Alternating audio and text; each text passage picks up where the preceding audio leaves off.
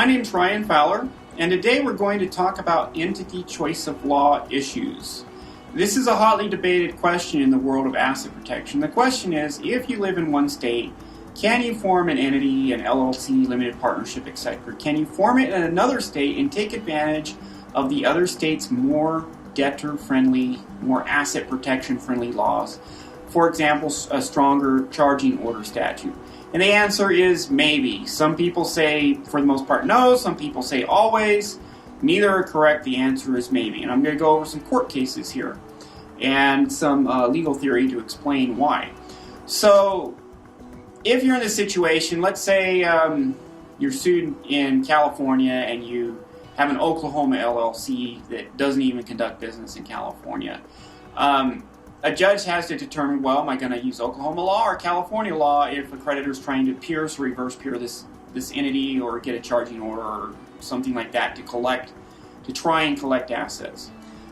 First, they're going to look at, well, where did the tort occur, which is almost always where the case is being tried, and that's the second criteria. They're going to look at where are the assets located that the creditor is trying to grab. They're going to look at what state or jurisdiction was the entity formed in. So that is a criteria. They're going to look at the case law in this jurisdiction, and there's 50 different states, so 50 just different jurisdictions, to see if there's any case law that has decided this. There may or may not be some case law for a particular state. Also, it's up to the judge. He has some discretion, so stay on his good side, and if you can.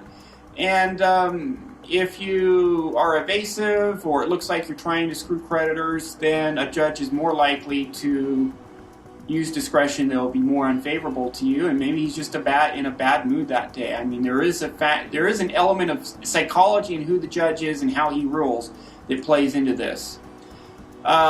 So many people say that, well, and many very high-end attorneys who I've talked to say, well, if you form an entity in Nevada, for example, you have to use Nevada law when it comes to issues of can we pierce the veil or reverse pierce or get around the charging order or anything like that, any type of asset protection question.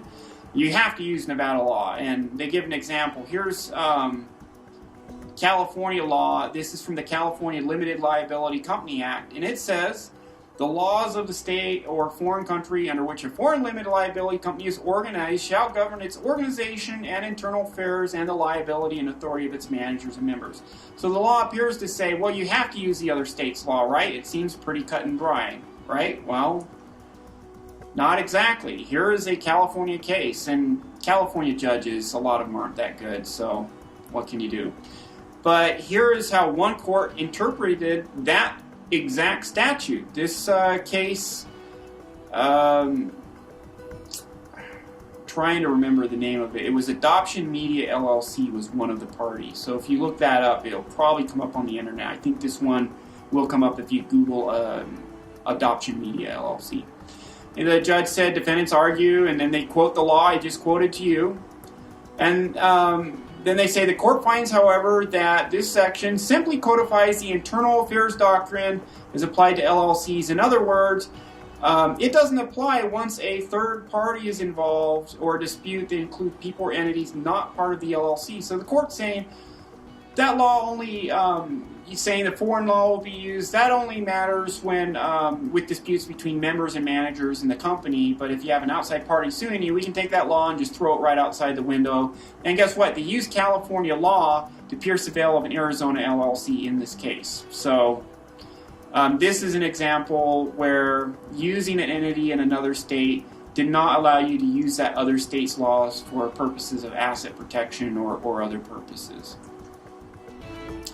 Now, there is another course, and you'll find cases go one way and cases go another way. There's several cases, but I'm giving you one case from each end of the spectrum here. There's another case, Sweeney versus Kane. This was in New York. In this case, is a New York case, and there's a Florida corporation that held some real estate in New York. And so the New York court had to decide, are we going to use Florida law to see if we can pierce the veil of the corporation, or are we going to use New York law? Well, they decided that the state where the corporation was formed, even though the plaintiffs, defendants, the property, the cause of action were all in New York, we're going to use Florida law because it's a Florida corporation. Well, they actually pierced the corporation anyways under Florida law because the corporation was holding a personal residence that the people lived in as their home. And I have this other video on limited liability concepts and piercing your entities, and I say don't have business entities hold personal assets. Here's an example of that. Even under Florida law, they pierce this entity because it's holding a strictly personal asset. So personal assets, just so you know, should not be held in business entities unless you can give them a business purpose, which sometimes we can, but take that on a case-by-case basis. The moral of the story is some states don't have the best asset protection laws for the limited partnerships or LLCs or even corporations. There's some variants. Some states are more friendly to debtors or the owners of the company, and some are more friendly to the creditors. It may be helpful to form an out-of-state entity in some circumstances to try and get the protection of these states with stronger laws. But don't count on it. This may or may not work. Judge may use the foreign jurisdiction laws, or he may apply the laws of his jurisdiction. Fortunately, when we set up an LLC or other limited liability entity, we can almost always structure the entity so you're going to have asset protection regardless of which state law the judges use. You can almost always structure an operating agreement to more than compensate for the weaker, less protective laws if your state has weaker, less protective laws. There's some recommended reading here. My book, Asset Protection Financially Have Safe Times, which is available at AssetProtectionTraining.com. I do recommend you read chapters 8 and 18. It talks a little bit more about limited liability concepts and also the choice of law issue and some other things of that nature. And as you can see, here I talk about some things you can do to make your LLP or LP, LLC, whatever, to make it stand up no matter what jurisdiction you use. This is a very, very broad overview here, but the best thing to do is you structure your entity so that managers may never be replaced by any single person or by persons that all get sued by the same creditor. You need to make sure that owners can't be replaced by, let's say if you have person A and person B, they're owners of the same company, and they're two owners in a company, and person A gets sued. If person A has the power by himself to have some type of influence over person B's ownership interest, not a good thing, because it's always possible, or in certain circumstances possible, a creditor can then force person A to replace person B, or probably more likely force person A to no longer be a member, and the creditor becomes person A, if they're able to get around charging order protection, or you have corporate shares, or something to that effect. Also, the governing document should be an executory contract where all owners have ongoing obligations to the company. This is very helpful in bankruptcy. And also, no withdrawal of capital should be allowed.